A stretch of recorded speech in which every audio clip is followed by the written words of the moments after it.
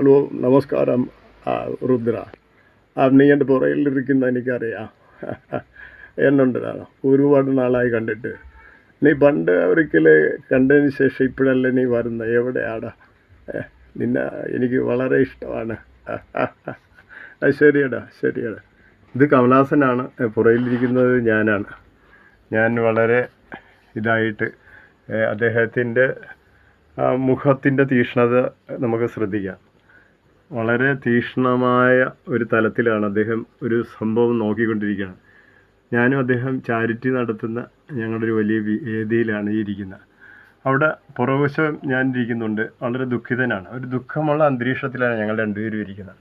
ഞങ്ങളുടെ മനസ്സ് മനുഷ്യ വ്യവസ്ഥയുടെ ഏറ്റവും ജീവിതത്തിൽ ഭ്രാന്തവൽക്കരിക്കപ്പെട്ട ഒറ്റപ്പെട്ടവരുടെ ഒരു ചാരിറ്റി പ്രവർത്തനവുമായിട്ട് ബന്ധപ്പെട്ട് ആ സാധു മനുഷ്യർക്ക് വേണ്ടി ഞങ്ങൾ ഒന്നിക്കുന്ന നിമിഷമാണ്.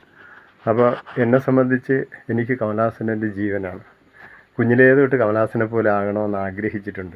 നൃത്തം പഠിക്കണം. അങ്ങനെയാണ് ഞാൻ കലാമണ്ഡലം ഓമനക്കുട്ടി ടീച്ചറിനെ നിന്നും അമൃതം ഗോപിനാഥ് എന്ന് പറഞ്ഞ എൻ്റെ ഗുരുവിൽ നിന്നൊക്കെ നൃത്തം പഠിക്കുന്നത്. പതാകം, ത്രിപതാകം, മുദ്രാഖ്യം, 24 മുദ്ര അങ്ങനെ പഠിച്ച് നാട്യശാസ്ത്രത്തിൻ്റെ ബേസ് പഠിച്ചതിന് ശേഷം, ഡാൻസ് പഠിച്ച ശേഷമാണ് കാവാലത്തിൻ്റെയിൽ സത്യത്തിൽ ഞാൻ നടനാകാൻ ദൈവത്താർ എന്ന നാടകത്തിൽ വെളിച്ചപ്പാടിൻ്റെ വേഷം. അത് സ്കൂളിൽ പഠിക്കുന്ന സമയമാണ് മധുവാലപ്പുഴ ചേട്ടൻ കൊണ്ടുപോകുന്നു. മധുവാലപ്പുഴ എല്ലാവർക്കും അറിയാമല്ലോ, മലയാളത്തിലെ സൂപ്പർ ഹിറ്റ് ഗാനങ്ങളിൽ എഴുതിയ, മലയാളത്തിൻ്റെ യേശുദാസ് ഏറ്റവും കൂടുതൽ ഇഷ്ടപ്പെട്ട ഒരു ഗാനരചയിതാവാണ്. മധുചേട്ടൻ എൻ്റെ അയൽവാസിയാണ്, തൊട്ട് കിഴക്ക് വീടാണ്. അപ്പോൾ അദ്ദേഹം എഴുതിയ പാട്ടുകൾ ഇത്തിരി നേരം ഒത്തിരി ബന്ധങ്ങളാം വിശ്വമന്ദിരമടക്കുവാൻ ചന്ദ്രങ്ങളെത്തിയ മനുഷ്യൻ സ്വന്തം മനസ്സിൻ്റെ, അദ്ദേഹത്തിൻ്റെ പാട്ടാണ്. തീരം തേടി തിര വന്നു കടലേ നീ. പിന്നെ അതുപോലെ ബന്ധങ്ങളാം വിശ്വമന്ദിരമടക്കുവാൻ ചന്ദ്രങ്ങളെത്തിയ മനുഷ്യൻ സ്വന്തം മനസ്സിൻ്റെ സ്ഥിതികൾ മുഴുവനും ചെന്നല്ലോ മൂടുപടങ്ങളിൽ. വളരെ ഗംഭീരമായ ഗാനം എഴുതിയ ആളാണ്. അല്പം അനാർക്കിസമൊക്കെ ഉള്ളതുകൊണ്ട് ആരെയും വിധേയത്വത്തിലൊന്നും പോകാത്തതുകൊണ്ട് പാവ ഇവിടെ ഉണ്ട്, സാധുവായിട്ട് എന്നെ പോലെ തന്നെ ഇരിക്കുന്നു. എന്തായാലും കമലഹാസനെ കുറിച്ചാണ് പറയാനുള്ളത്. കമലഹാസനെ സംബന്ധിച്ച് വലിയ ഒരു മനുഷ്യനാണ്. 8ാം ക്ലാസ് കഴിഞ്ഞ് 9ാം ക്ലാസ് വരെ പഠിക്കാനുള്ള അവസ്ഥ ഉണ്ടായിട്ടില്ല. ഒരു നമ്പൂതിരി ബ്രാഹ്മണിക്കൽ കുടുംബമാണ്, പക്ഷെ വേറിട്ടൊരു കുടുംബമാണ്. അവരുടേതായ ഗോത്രങ്ങളുടെ താത്വിക നിലവാരത്തിൽ നിൽക്കാതെ കമലഹാസനും ആ കുടുംബത്തിലെല്ലാവരും പ്രതിഭകളാണ്. അറിയാമല്ലോ, ചാരുഹാസൻ, ചന്ദ്രഹാസൻ, പിന്നെ കമലഹാസൻ, സുഹാസിനി, എല്ലാം പ്രതിഭകളാണ്. പറഞ്ഞാൽ തീരാത്ത കഥ എനിക്കറിയാം. കാര്യം കുഞ്ഞിലേ തൊട്ട് ഒരു നടനെ പഠിക്കുമ്പോൾ അദ്ദേഹത്തിൻ്റെ ഹിസ്റ്ററി, ഇപ്പോൾ കാറൽ മാർക്സിനെ പഠിക്കുമ്പോൾ ജെന്നിയെയും 4 മക്കളെയും പഠിക്കുന്ന പോലെ ലോകത്ത് ആരെ പഠിച്ചാൽ ആ ഫിലോസഫി എഴുതിയ ആളിൻ്റെ വ്യക്തി ജീവിതം എങ്ങനെയായിരുന്നെന്ന് കൂടി ഞാൻ പഠിക്കും. അപ്പോൾ അതുകൊണ്ട് കമലഹാസനെ വളരെ ഗംഭീരമായി പഠിച്ചിട്ടുണ്ട്. 4 അടി അദ്ദേഹത്തിനുള്ള അളവുകൾ, 5 അടി 4 ഇഞ്ച് പൊക്കവും, അതോടൊപ്പം അദ്ദേഹം അഭിനയിച്ച പടങ്ങൾ, അദ്ദേഹത്തിൻ്റെ ശരീരഘടനകൾ, അദ്ദേഹത്തിൻ്റെ കലാപവിഭവം, ഇതെല്ലാം ഗൗരവമായി കാണുന്ന ഒരാളാണ് ഞാൻ. അപ്പോൾ അദ്ദേഹം തന്നെ നമ്മുടെ ഈ കേരളത്തിൽ മലയാള സിനിമയെ കൂടുതൽ ഇഷ്ടപ്പെട്ട് മലയാളം നന്നായിട്ട് സംസാരിക്കുമെങ്കിലും ആ തമിഴ് കലർന്ന, അതുപോലെ തൊണ്ടയടച്ചൊരു ശബ്ദമാണ്. പറയുമ്പോൾ നമുക്ക് ആ ശബ്ദത്തോട് ഇഷ്ടം വരും. എന്നടാ നിനക്ക് മനസ്സിലായില്ലടാ നീ എന്താടാ രുദ്ര, നിന്നെ കണ്ടിട്ട് ഒത്തിരി നാളായല്ലടാ, നീ ഇപ്പോഴാണടാ വരുന്നത്, നിന്നെ തിരക്ക് ഞാൻ എവിടെയെല്ലാം നടന്ന്, നീ അവിടെ ഒന്നും ഇല്ലായിരുന്ന സമയത്ത് നിന്നെ കാണാൻ എത്ര ഞാൻ വിഷമിച്ചടാ, നീ എന്നടാ ശരിയല്ലടാ, അങ്ങനെ പോയാൽ നീ ഇങ്ങനെ ആകുമെന്ന് എനിക്കറിയാം.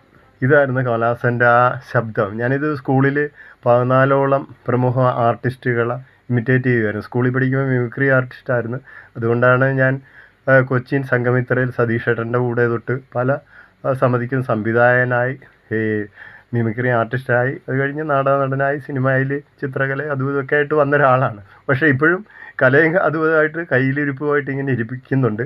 കാര്യം ഞാൻ ആരുടെയും വിധേയത്വത്തിലും അടിമയാകാത്തതിൻ്റെ പ്രശ്നമായിരിക്കും. സ്വതന്ത്രമായ ബുദ്ധിയും നല്ല ചലച്ചിത്ര ഭാഷ, മനുഷ്യ സമൂഹത്തിന് നന്മയ്ക്ക് വേണ്ടിയുള്ള ചലച്ചിത്രങ്ങൾ ഉണ്ടാക്കാൻ വേണ്ടിയാണ് അട്ടപ്പാടി മധുവിൻ്റെയൊക്കെ ജീവിതവും ജോൺ അബ്രഹാമിൻ്റെ ജീവിതവും, ഇപ്പോൾ ഓറ എന്നുള്ള ഒരു തെങ്ങുകയറ്റ തൊഴിലാളിയുടെയും വെളിച്ചപ്പാടിൻ്റെയും കഥ പറയുന്ന സിനിമകളൊക്കെ ചെയ്യുന്നതാണ്. എഴുതുന്ന ഹിസ്റ്ററി പുസ്തകങ്ങളും മനുഷ്യ സമൂഹത്തിന് വേണ്ടി നവോത്ഥാന നായകന്മാരുടെ ജീവിതകഥയാണ്. അപ്പോൾ അതുപോലെ തന്നെയാണ് ഏറ്റവും കൂടുതൽ ഞാൻ ഈ പറഞ്ഞ കമലഹാസനെ ആരാധിച്ചിരുന്നത്. അദ്ദേഹത്തെക്കുറിച്ച് പറഞ്ഞാൽ ഇപ്പോഴും എങ്ങും തീരുന്നില്ല. അത്തരം ചരിത്രമുണ്ട്. ഞാൻ ഇവിടുന്ന് 8ാം ക്ലാസ്സിൽ വെച്ച് 36ഓളം സർട്ടിഫിക്കറ്റുമായിട്ട് 75 രൂപയ്ക്ക് എൻ്റെ സൈക്കിളും വിറ്റ് മദ്രാസിലേക്ക് അലയുമ്പോൾ കമലഹാസനെ തിരക്കിയുള്ള യാത്ര, അദ്ദേഹത്തിനെ കണ്ടുമുട്ടുന്നത്, അദ്ദേഹത്തിൻ്റെ ജീവിതത്തിൽ എനിക്ക് ഒരിടം കിട്ടാൻ വേണ്ടി ഞാൻ ആഗ്രഹിച്ച് നടക്കുമ്പോൾ ആ മഹാപ്രതിഭയോടൊപ്പം എനിക്ക് സഞ്ചരിക്കാൻ പറ്റാത്ത എൻ്റെ ദാരിദ്ര്യവും ഒറ്റപ്പെടലും കൊണ്ട് ഞാൻ അദ്ദേഹത്തിൻ്റെ അകന്നു പോയി. അവസാനം പല സ്ഥലത്ത് ആലപ്പുഴയിൽ വെച്ച് ഒരു ദിവസം സാംസ്കാരിക കേന്ദ്രത്തിൻ്റെ ഒരു പരിപാടിക്ക് CS സുജാത, പിന്നെ MA ബേബി, കമലഹാസനൊക്കെ പങ്കെടുത്ത വേദിയിൽ ഞാനും വന്ന് വേദിയിലിരുന്നില്ലെങ്കിലും ഒരു പ്രേക്ഷകനായിട്ടിരുന്ന് അദ്ദേഹത്തെ കാണുകയും അദ്ദേഹത്തെ നേരിട്ട് പോയി സംസാരിക്കുകയും ചെയ്തു. എൻ്റെ ജീവിതത്തിൽ വലിയൊരു സംഭവം ഉണ്ടായിട്ടുണ്ട്. ഞാൻ ഈ പാരമ്പര്യ ജീവജാലങ്ങളെയൊക്കെ വളർത്തുന്ന, പിന്നെ കുരങ്ങ്, ഒരുപാട് പാമ്പ് വരെ വളർത്തിയ ഒരാളാണ്. അപ്പോൾ ഈ ആര്യാട് വിഭാഗം ഞങ്ങളുടെ ഈ ടൗണിൻ്റെ അടുത്ത് ചേർന്ന സ്ഥലമാണല്ലോ.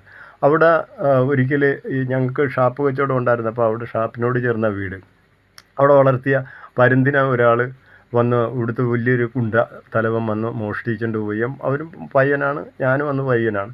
പക്ഷേ ഞാനന്ന് അവനുമായിട്ട് ഫൈറ്റ് ചെയ്ത് ഒരു വാള്, വടിവാള്, കത്താൾ, എല്ലാ സാധനവും ഉണ്ട്. അവർ 4 പേരുണ്ട്. ഞാൻ ഒറ്റക്കടിച്ച്, എനിക്ക് അവരെ ആയുധത്തിൽ കീഴ്പ്പെടുത്താൻ പറ്റിയില്ല. എൻ്റെ പരുന്ത് എനിക്ക് ഭയങ്കര ജീവനായിരുന്നു. അപ്പോൾ അവൻ നഷ്ടപ്പെടാതിരിക്കാൻ ഞാൻ പിന്നെ പത്തലിനടിച്ച് എൻ്റെ ഈ കൈയുടെ അകത്ത് കത്താൾ കയറിയിട്ട് ഇവിടെ 8 സ്റ്റിച്ചും പുറത്ത് 2 സ്റ്റിച്ചുമാണ്. ഈ കൈ വർക്ക് ചെയ്യലെന്ന് പറഞ്ഞാണ്. ഇന്നും അതിന് ചില പ്രശ്നങ്ങളുണ്ടെങ്കിലും നമ്മൾ ചിത്രകാരനാവേണ്ട അഡ്ജസ്റ്റ്മെൻറ്റിലൊക്കെ അതൊക്കെ കൊണ്ടുപോകണം. എന്തായാലും കമലഹാസൻ്റെ പടം ഞാൻ നന്നായിട്ട് വരച്ചിട്ടുണ്ട്. ശിവതണ്ണ് തകിട തകിമി തന്താന, ഒരു കിണറ്റിൽ കിടന്നുള്ള ഒരു നൃത്തമൊക്കെ ഉണ്ട്. പിന്നെ ഭംഗിയായിട്ടാണ് കുച്ചിപ്പുടിയൊക്കെ ചെയ്ത് പുള്ളി 4 വയസ്സുള്ളപ്പം കാലൊടിഞ്ഞിട്ടുള്ള ആളാണ്. വിദ്യാഭ്യാസം തടസ്സം കലാപരമായിട്ടുണ്ടായ ആളാണ്. കലയിൽ അദ്ദേഹം എന്തിനാ വിദ്യാഭ്യാസം, നമ്മുടെ കമലഹാസൻ മാത്രമല്ലല്ലോ, വിദ്യ കുറഞ്ഞവൻ എന്താണ്, ശുഭാനന്ദ ഗുരുദേവൻ, കേരളത്തിലെ ഏറ്റവും വലിയ ആധ്യാത്മിക ബോധത്തോട് നല്ല ആത്മാവിൽ ഈ ഭൂമിയിൽ ബന്ധമില്ല, സ്വന്തം ദേഹവുമായൊരു ബന്ധമില്ല, ആത്മാക്കൾ തമ്മിൽ ബന്ധമുള്ള അദ്വൈതം എഴുതിയ ആൾ. എന്തിന് നമ്മുടെ ഗാനഹന്ത്രൻ യേശുദാസ് സ്കൂളൊന്നും കഴിഞ്ഞിട്ടൊന്നും ഹൈസ്കൂള് കടന്ന് വലിയ വിദ്യാഭ്യാസം നേടാത്തവരാണ്. പക്ഷേ ജനുവിലായിട്ട് ജന്മത്തിൽ വിദ്യ കിട്ടിയവൻ കർമ്മത്തിലും അവൻ ബ്രാഹ്മണനാകും. അത് കൊണ്ട് തന്നെ കമലഹാസൻ മഹാപ്രതിഭയാണ്.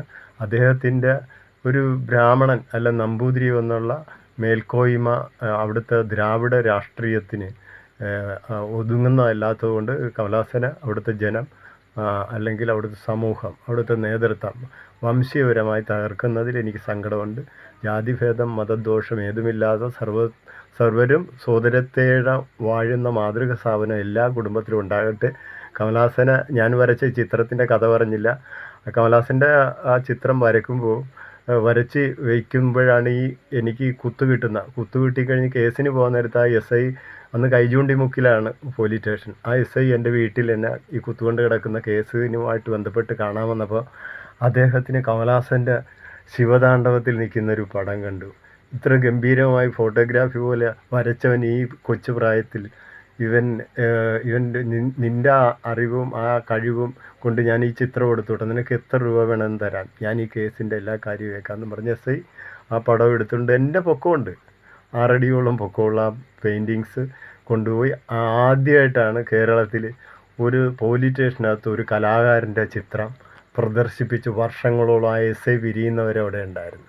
അത്രത്തോളം എൻ്റെ കമലഹാസനെ എൻ്റെ മനസ്സിൽ കൊണ്ടു കിടക്കുന്ന, അദ്ദേഹത്തെ വരച്ചും മിമിക്രിയായും അയാളെ എഴുതിയും ഞാൻ ഈ ലോകത്തിൻ്റെ പ്രതിഭാസങ്ങളെയും അംഗീകരിക്കുന്ന രുദ്രംബായി എന്ന് നിങ്ങളോടൊപ്പം ഉണ്ടാകും.